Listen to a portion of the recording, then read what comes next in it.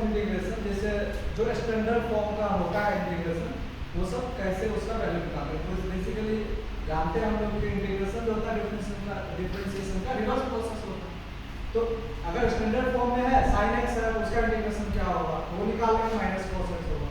लेकिन उसी को थोड़ा मॉडिफाई करके ऐसा कुछ दे दिया, तो उसको कैसे सॉल्व करेंगे, उसको बेसिकली हम लोग मेजरली 5-6 कैटेगरी में कैटेगराइज कर दिए हैं, जिसको टेक्निक ऑफ इंटीग्रेशन भी बोलते हैं। कि चलो इस टाइप का पर्टिकुलर क्वेश्चन होगा, उसको यही अप्रोच लगा, तो उसके बेसिस पे हम उसको डिवाइड करेंगे। ठीक है, तो सबसे पहला टेक्निक ऑफ इंटीग्रेशन आता है, और जो majority of question interpret integration का बनता है वो इसी सब्स्टिट्यूशन मेथड से बनता है।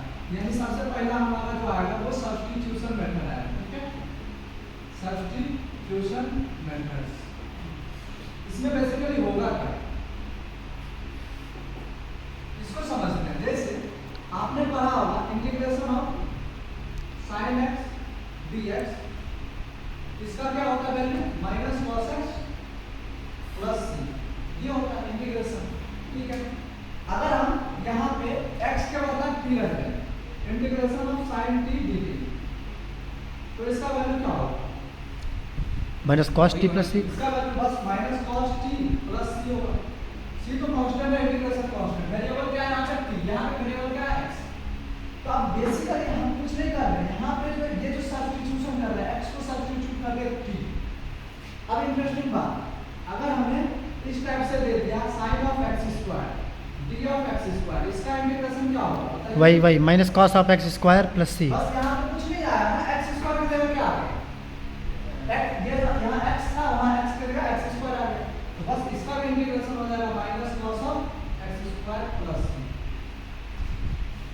अब ये बताइए इंटीग्रेशन ऑफ, यहाँ पे मान लीजिए cos x ले लेते हैं। ठीक है, तो cos ऑफ यहाँ पे जो होगा डेरिवेटिव ऑफ यहाँ पे जो होगा इज इक्वल टू क्या होगा, वही आ जाएगा साइन साइन।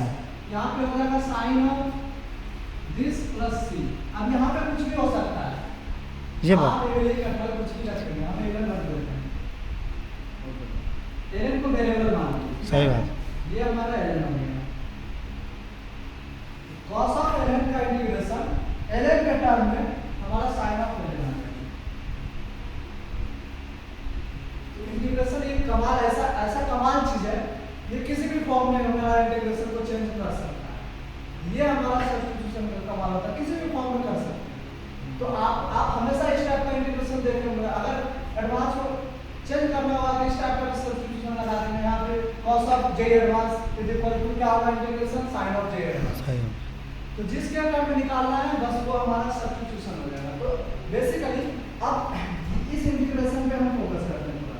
अब मेजॉरिटी ऑफ क्वेश्चन जो हम बनाते हैं, जो जनरली एक्सेप्टेड है, उस पे फोकस करते हैं। ठीक है, तो अब नेक्स्ट हमारा, जैसे इस वाले हम डेफिनेशन को देखें, यहाँ पे sin x square into d of x square.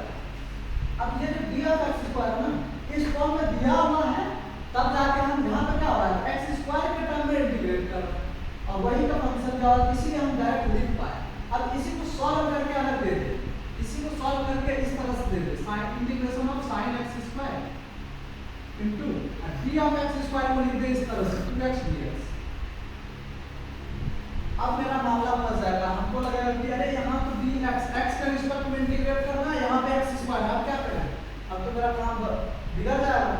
तो अब यही चीज हमारा यहाँ पे बताता है कि ये जो वेरिएबल है इसको इस तरह से चेंज करें, ये स्टैंडर्ड फॉर्म में कन्वर्ट करें। यहाँ पे हमें दिख रहा है x स्क्वायर है, तो अब x स्क्वायर को हम यहाँ पे सब्स्टिट्यूशन लगाना पड़ेगा। तो जैसे मान लेते हैं कि अगर t को मान लिया x स्क्वायर, ठीक है, तो जब यहाँ पे डिफरेंशिएशन करेंगे dt, ये आएगा हमारा 2x dx।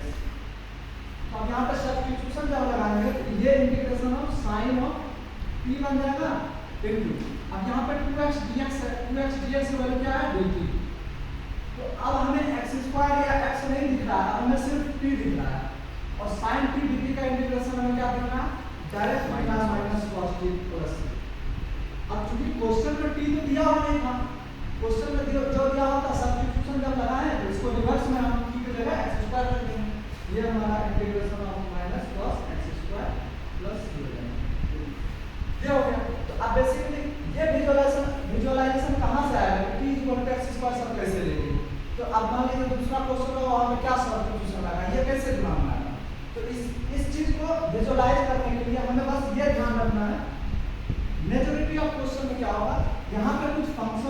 बन रहा होगा।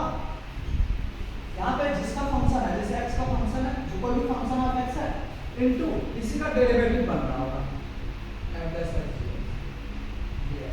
या फिर यहाँ पे मान लेते हैं f of gx बन रहा होगा इस टाइप से, और डेरिवेटिव ऑफ gx बन रहा होगा।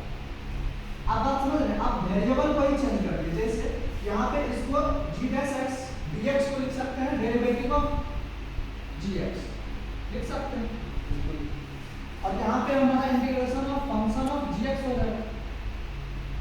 तो अब क्या होगा, वेरिएबल हमारा gx है, वेरिएबल हमारा gx है, यहाँ पे x नहीं है, gx का टर्म हमें इंटीग्रेट करना है। तो बस वहाँ पे जहाँ जहाँ x होगा वहाँ gx हो जाएगा। अगर इसका स्टैंडर्ड फॉर्म हमें पता है तो हमें gx रख के सॉल्व कर लेंगे।